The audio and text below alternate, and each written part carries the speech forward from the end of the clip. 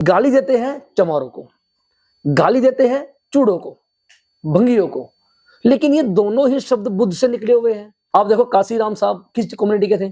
चमार थे, रविदासी थे, लेकिन उन्होंने अपने आप को कभी रविदासी नहीं कहा, उन्होंने कहा मैं चमार हूं। चमारों के मार्फत ही बाबा साहब जिंदा हुए, इसका मतलब संविधान जिंदा हुआ। तो आज ये दुश्मन जो लोग हैं, ये आतंकवादी बोल रहे हैं, ये तो यार आज चमारों को बोल रहे हैं, कल ये वाल्मीकि को भी बोलेंगे। ये चमार को नहीं बोल रहे, ये पूरे बहुजनों को बोल रहे हैं। और अरे तुम्हारे लोग सारे पकड़े जाते हैं आतंकवादी, तुम्हारी लोग तो बम उड़ाते हैं। वो प्रज्ञा जो अपने ठाकुर है, प्रज्ञा ठाकुर जो है वो एमपी है, और एमपी रहते हुए भी वहां पे जो कांड हुआ वो शुक्र मानो कि अभी वर्तमान गवर्नमेंट है इनकी तो बच गई।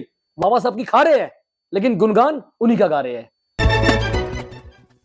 दोस्तों नमस्कार, मैं विकास, आप देख रहे हैं स्टीम इंडिया और एक बार फिर से राजेंद्र जी हमारे साथ मौजूद हैं और आप उनकी वीडियो को बड़ा प्यार दे रहे हैं और आप उनकी बातों को पसंद भी कर रहे हैं। बहुत सारे कमेंट आप लोग लिख कर दे रहे हैं। तो राजेंद्र जी एक बार फिर से हमारे साथ। राजेंद्र जी क्या कहेंगे भी हाल ही में गाजियाबाद से एक वीडियो वायरल होती है जिसमें इस देश के बुद्धिजीवी वर्ग, जिसको हम जाटा और चमार जो कहा जाता है, के द्वारा दिया हुआ नाम है, वो उनको मतलब इस तरीके की गालियां दे रहे हैं कि भाई वो आतंकवादी। अच्छा, तो आप कैसे देख रहे हैं इसको? मतलब एक बुद्धिजीवी वर्ग जो बुद्ध को मानता है, बाबा साहब को मानता है, और उसको आतंकवादी कहना, कैसे देख रहे हैं आप इसे? विकास जी, सबसे पहले तो मैं अपने महापुरुषों को नमन करते हुए और तथागत गौतम बुद्ध के चरणों में नमन करते हुए और अपने बाबा साहब डॉक्टर बी आर अम्बेडकर, राष्ट्रपिता ज्योतिबा फूले, साहू जी महाराज, गाड़गे महाराज और तमाम हमारे जितने महापुरुष लोग हैं, संत रविदास जी है, संत कबीर जी है, गुरु नानक जी है, चोखा मेला जी है, इन सबको मैं नमन करते हुए अपनी बात आगे बढ़ाऊंगा। लेकिन मैं सबसे पहले इसलिए बोल रहा हूँ कि जो हमारे महापुरुष थे, क्या उनके काल में ये जातियों के नाम थे? जब आपने अभी जिसे कहा कि भाई चमारों को ऐसा बोला जा रहा है, पहली बात तो ये शब्द ही गलत है। क्योंकि शब्द इसलिए ये गलत है कि हम जो हमारे महापुरुष थे, उन्होंने हमारे को हमेशा मानवता के उसमें देखा है, और बुद्ध ने भी मानव के लिए बात करी है। यहाँ तक के 14वीं ईस्वी में पैदा होने वाले गुरु नानक ने भी मानवता की बात की है। उन्होंने कभी कोई भेदभाव धर्म के लिंक पे कोई बात नहीं की। पर लेकिन जो आप कह रहे हो कि भाई जैसे हमारे चमार भाइयों को या जाटो भाइयों को या जुलाओ को या रविदासियों को या कबीरपंथी को, चक्कर क्या है कि ये जो कर्मिक सिस्टम, मैं पहले भी बताया था कि जो कर्मिक सिस्टम बनाया हुआ ना कि जाति में भी उपजाति, ये बड़ा खतरनाक मामला है। ये इसलिए खतरनाक मामला है कि गाली देते हैं चमारों को, गाली देते हैं चूड़ों को, भंगियों को, लेकिन ये दोनों ही शब्द बुद्ध से निकले हुए हैं। भाई चमार इट्स मीन जो जिसने चिवर पहन लिया और जिसने महारत हासिल की, जिसने अपने ज्ञान के अंदर महारत हासिल की, उसको भंगी कहा गया है। वो वहां से निकला हुआ शब्द है ये। पर लेकिन चक्कर महाथेरा जो कहा गया, महाथेरा से भंगी बनाया गया है, मेहतर बनाया गया है। तो ये बुद्ध के जैसे मारुति सुजुकी है, अगर सुजुकी हटा दे मारुति में से तो मारुति कोई लेगा? कोई नहीं लेगा। तो सुजुकी है, तो ऐसे ही सुजुकी नाम भी बुद्ध से निकला हुआ नाम है, और सुजुकी एक पद्मी है। तो ऐसे ही चमार का मतलब चिवर और मेहतर का मतलब भंगी, और ऐसे ही ये शब्द बनाए गए हैं ताकि हम पूर्ण है। लोग तो कहते हैं उस बुद्ध की उस भंग अवस्था को प्राप्त करने वाला ही भंगी है, ऐसे भी बोलते हैं। देखो ऐसा ना अलग अलग विश्लेषण है। सही मायने में बुद्धा एंड धम्मा जब हम पढ़ते हैं तो बाबा साहब की लिखी हुई बुक है बुद्धा एंड धम्मा या एनालिसिस ऑफ कास्ट, उसको जब पढ़ेंगे तो पता लगेगा कि ये जातियां कहाँ से आई है ना। जातिक विनाशक है, इसको बुद्ध बुक के नाम में है, बाबा साहब ने लिखी हुई है। उसमें पढ़ोगे तो पता लगेगा कि क्या ये जाति कहाँ से पैदा हुई है। हाँ, ये मुद्दा बता रहा हूँ आपको, जो आतंकवादी कहा गया है। चक्कर क्या है, किसानी बिल्ली और खंबा नोचे। चक्कर क्या है कि आप मुझे एक बात बताओ कि बुद्धा जी और बाबा साहब लगभग आप ये देखो कि 1970 के तक बिल्कुल लुप्त हो गए थे। लेकिन आप ये देखोगे 1970 में जब अपनी बहुजन क्रांति चली, बहुजनों की मूवमेंट चली, जिसको बामसेफ कहते हैं। मैंने आपको पहले ही कहा था कि बामसेफ कोई संगठन नहीं है, वो एक इंस्टीट्यूट है।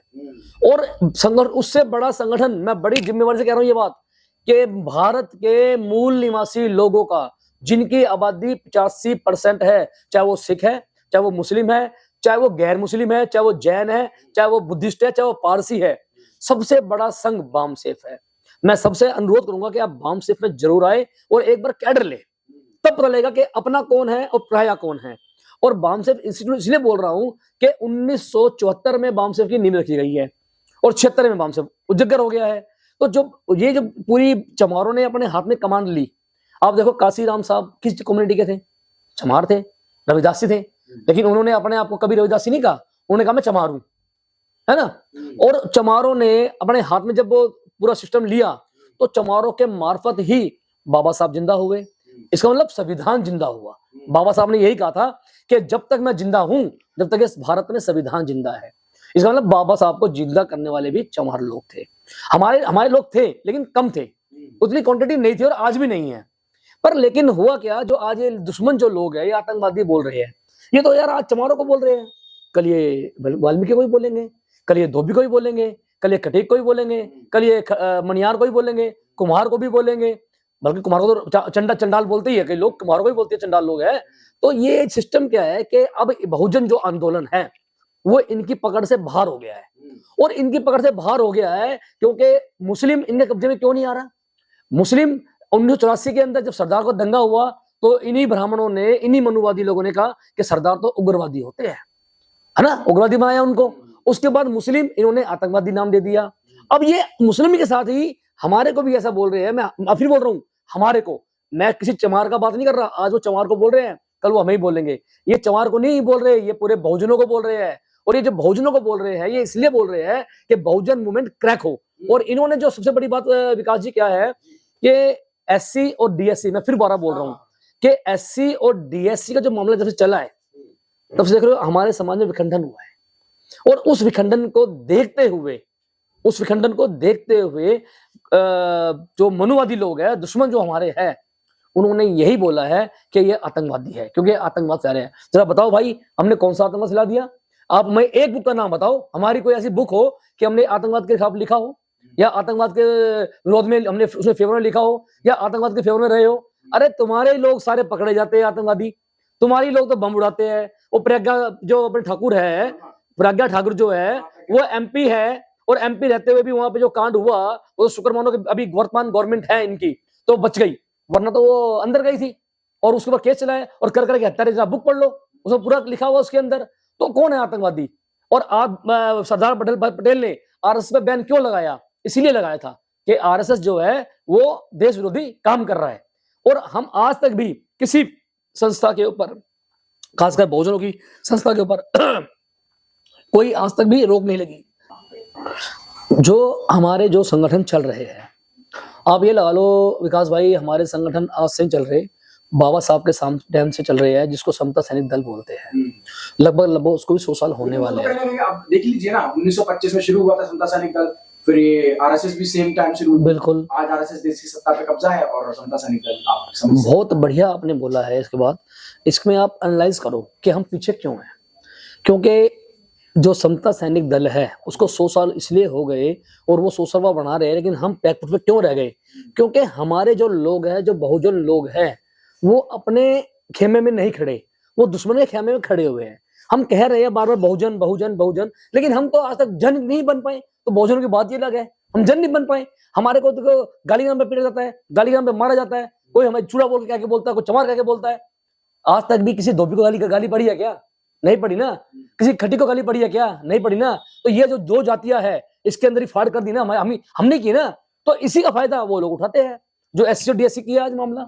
इसीलिए फायदा हर चीज फायदा क्यों? क्योंकि हर गांव में आप जाओगे, अब भारत में मैं बड़ी जिम्मेदारी से बोल रहा हूँ, 6.5 लाख गांव है पूरे भारत के अंदर। अब पूरे भारत में जाओ, ब्रह्मांड करो, चूड़ों के और चमारों के घर साथ साथ मिलेंगे। हो सकता है इक्का दुक्का घर धोबी का मिले, लेकिन आपको और कम्युनिटी घर वहां पे नहीं मिलेगा। यहाँ तक कि जाटों के घर भी चूड़े चमारों के घर से दूर होते हैं, गुजरों के घर भी दूर होते हैं उनसे, और गांव के बाहर होते हैं हमारे घर। क्यों होते हैं? क्योंकि हम लोग सूरवीर थे, लड़ने मरने से डरते नहीं थे। जो भी कोई गांव पे आपदा आती थी पहले उसको हम ही सोल्व करते थे। तो बाद में वो डरपोक कौन थी ना यार, वो डरते थे वो लोग। लेकिन आज हो क्या रहा है कि हमारे समाज के अंदर नशे की आदत डाल दी। आज हमारी कॉलोनियों में नशे डाल छोड़ दिए, कहीं व्हाइट चिट्टा दे रहे हैं, कहीं दारू दे रहे हैं, कहीं कच्ची दारू दे रहे हैं, कहीं कुछ दे रहे हैं। तो ये जो है ये इसलिए किया जा रहा है कि बार बार हमारा समाज जो है, हमारे संगठन जो है, ये विखंडन की ओर है। हम 19 लाख संगठन लेके ढो रहे हैं यार। क्या 19 लाख संगठन एक नहीं हो सकते? वो हमें आतंकवाद बोल रहे हैं, हमें बार बार आतंकवाद बोल रहे हैं। क्यों नहीं इकट्ठे हो रहे 19 लाख संगठन?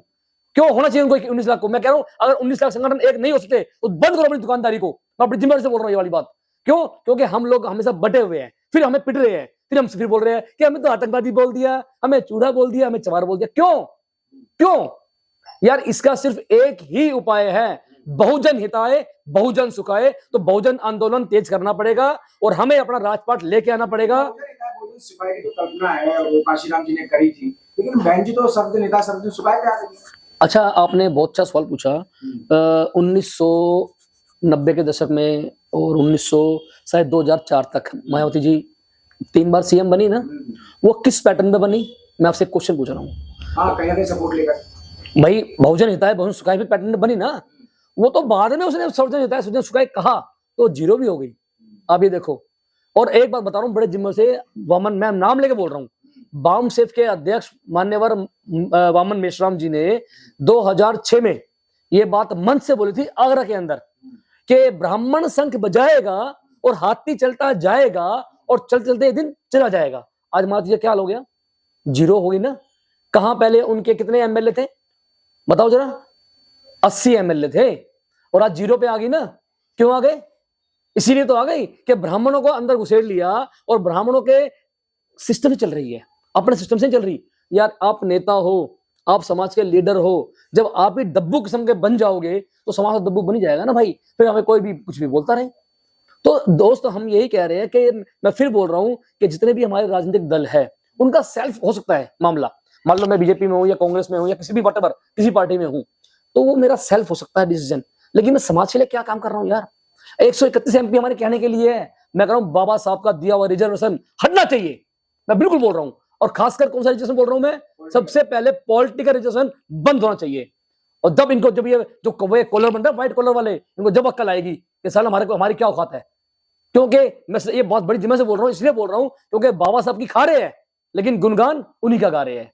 और जब तक ये लोग हमारे एमपी एमएलए सुबह क्लियर बोल रहा हूं कि भाइयों जाग जाओ, अभी भी मौका है, संविधान जिंदा है, लोकतंत्र है और आप अपने आप में एक एमपी हो और एमपी कम नहीं होता, वो जो चाहे वो करवा सकता है, कर सकता है। तो आप अपने आप को एकजुट बनाओ और एकजुट हो। तो क्या पॉलिटिकल परिस्थितियां इस समय चेंज हो गई इसलिए आतंकवादी कहा जा रहा है? देखो ऐसा है कि एक तो हमारे, आप विकास जी आप एक बार बताइए कि हम ना तो संगठनात्मक एक है, क्योंकि हम अलग अलग संगठन बटे हुए हैं ना, 19 लाख संगठन हमारे, हम अलग अलग बटे हुए हैं ना, और अपनी नकली मुच्छों में बटे हुए हैं, अपनी नकली हेगड़ी में, और है कुछ नहीं उनके पास खामा में। और नंबर 2 हमारे पॉलिटिकल भी बटे हुए हैं। मैं अपना को खुद बोल रहा हूँ कि मैं आजाद समाज पार्टी में हूँ, तो आजाद समाज पार्टी के अंदर मेरा क्या वजूद है? वजूद बनाना पड़ता है भाई, बनाना पड़ता है, भागीदारी लेनी पड़ती है भैया। जब आपके घर पे भागीदारी लेने कोई नहीं आएगा। अब मेरे पापा के 4 बेटे हैं, तो हम पापा की प्रॉपर्टी तो लड़ते हैं, ला पापा ये मेरा, ये मेरा, ये मेरा, ये दो मुझे, इसमें हिस्सा दो। लेकिन देश की जो संपत्ति है उस पर क्यों नहीं लड़ रहे भाई?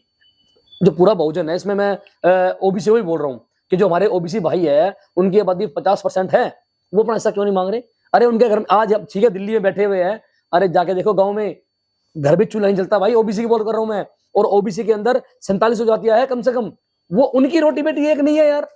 तो किस बात पे ये अपना वो तो बोलेंगे ना, ये 3% आदमी है और टोटल 10% आदमी है। ये 10% उन्हें 90 को अपने कब्जे में कर रखा है। क्यों कर रखा है? राजनीति के नाम पे, धर्म के नाम पे और संगठनों के नाम पे।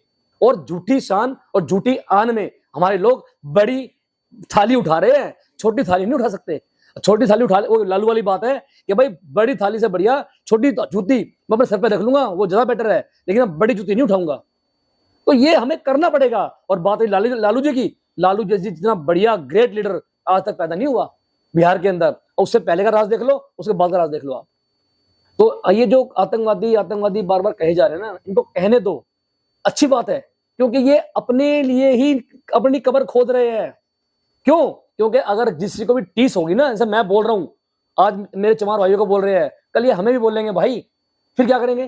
तो इसीलिए इनको बोल रहे हैं, बोलने दो। लेकिन हमें अपनी बहुजन मूवमेंट, हमें अपना मिशन पूरा करना है, तो बहुजन मूवमेंट चलानी पड़ेगी और हमें ईमानदारी से ये संगठन खेलना बंद करना पड़ेगा, स्ट्रीमलाइन होना पड़ेगा और हमें जन आंदोलन की तरफ चलना पड़ेगा।